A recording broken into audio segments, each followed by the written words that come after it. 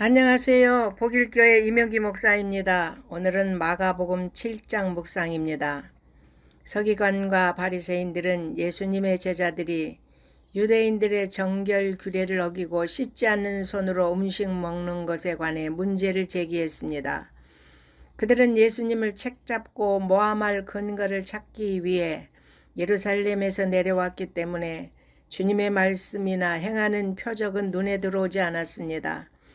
그러자 주님은 이사야의 말씀을 인용해 그들이 전통을 지키려다 하나님의 말씀을 저버렸다고 비판하시며 고르반을 말씀하셨습니다.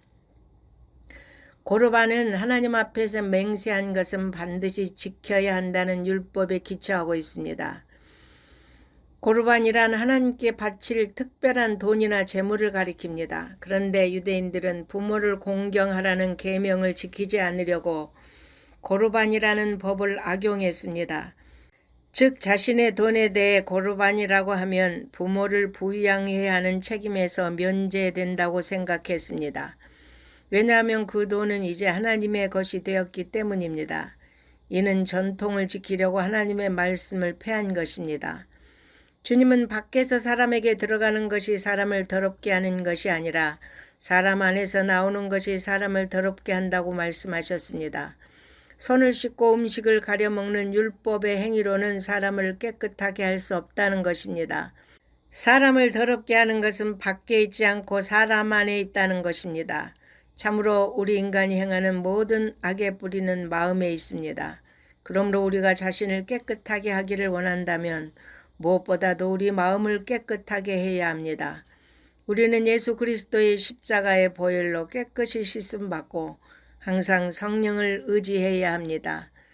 이제 예수님이 거기서 떠나서 두로 지역으로 가셨는데 수로보니게 여인이 소문을 듣고 예수님께 나와 엎드려 자신의 딸에게서 귀신을 쫓아주시기를 간구하였습니다. 이방 여인과 유대인이 접촉한다는 사실 자체가 경건한 유대인들의 관점에서는 생각할 수 없는 일이었습니다. 주님은 여자에게 자녀의 떡을 취해 개들에게 던짐이 마땅치 않다고 하셨습니다. 이처럼 냉정하게 말씀하신 것은 여인의 믿음을 시험하시기 위함이었습니다. 여자는 주님의 말씀이 옳지만 상아래 개들도 아이들이 먹던 부스러기를 먹는다고 대답했습니다. 참으로 겸손의 극치를 보여주는 대답이 아닐 수 없습니다.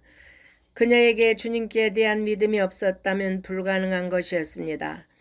여인의 믿음으로 귀신 들린 딸은 온전해졌습니다. 이 사건은 앞달락의 종교 지도자들의 형식적이고도 외식적인 신앙과 대조되고 있습니다. 이방 여인은 믿음으로 주님께 칭찬과 기도 응답을 받았던 반면 유대 종교 지도자들은 주님께 책망 들은 사실을 통해 구원은 혈통이나 민족 또는 율법으로 받는 것이 아니라 오직 예수님을 믿음으로 받게 된다는 것을 분명하게 보여주고 있습니다. 연이어 귀먹고 말 더듬는 자의 치유 이야기는 하나님 나라의 통치가 이방 지역에서도 실현되는 구체적인 예를 보여줍니다. 주님께서 이 사람을 고치실 때 다른 치유사에게서 볼 수 없는 독특한 행동을 보이셨는데 어쩌면 그가 들을 수 없는 벙어리였기 때문에 주님이 직접 고치신다는 것을 알리기 위해 손을 대시고 침을 사용하신 것으로 보입니다. 예수님은 그들에게 경고하사 아무에게도 이 일을 이르지 말라고 하셨으나 경고할수록 그들이 더욱 널리 예수님을 전파했습니다. 경계하신 이유는 주님을 정치적 메시아로 오해하는 것을 피하기 위해서였습니다.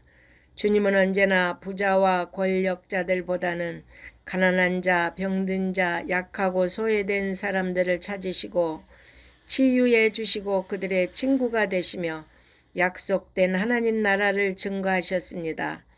오늘날 우리 성도들 역시 이러한 주님의 역사를 일으키는 주의 백성들이 되어야겠습니다. 아멘.